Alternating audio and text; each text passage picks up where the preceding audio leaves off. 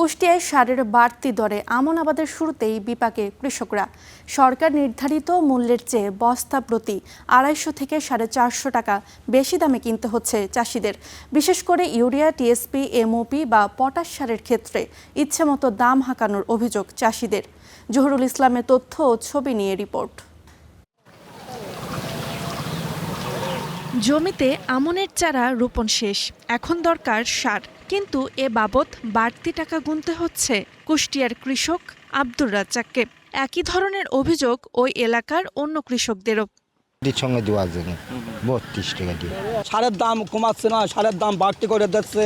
প্রকারভেদে প্রতি কেজি সারের দাম বেড়েছে 5 থেকে 9 টাকা করে। শুধু বাড়তি দাম নয়, সময় মতো সার না পাওয়ার অভিযোগও কৃষকদের।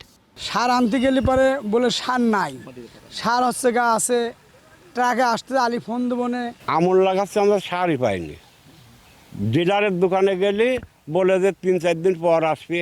কৃষকদের অভিযোগের সত্যতা মিলেছে খুচরা বিক্রেতাদের কাছেও।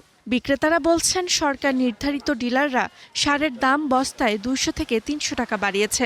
আমরা প্রশ্ন করলাম যে এখন তো সিজন না, অন সিজনে, বলতে যে সার পাওয়া যাচ্ছে না, আমরা বিভিন্ন জায়গার থেকে সার নিয়ে এসে আপনাদেরকে দিচ্ছি। তবে এসব অভিযোগ মানতে নারাজ সার ডিলাররা। সীমিত লাভে বিক্রি করছেন বলে দাবি তাদের।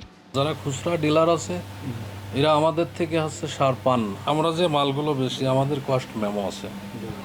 যদি উনি আমার কাছ থেকে নিয়ে থাকেন, ওনার কাছে মেমো আছে, পাবেন, তাহলে সেটা মোটামুটি বুঝতে পারবেন যে কোথাকার।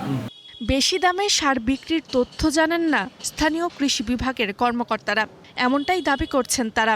কোথাও এরকম পাচ্ছি না যে বেশি দামে সার বিক্রি হচ্ছে, কেউ বলছেও না। আমরা কৃষক সাথেও গেছি, কিন্তু সেখানে এরকম কিছু পাওয়া যায়নি। তবে আমরা প্রতিদিনই বিভিন্ন বাজার এই ধরনের যেখানে একটা মিটিং হচ্ছে, মিটিং পরে আমরা বেরিয়ে যাব অফিসাররা যে কোথায় কি ঘটনা ঘটছে সব দেখার জন্য। আমন মৌসুমে ন্যায্য মূল্যে সার নিশ্চিত করতে দ্রুত পদক্ষেপ চান চাষিরা।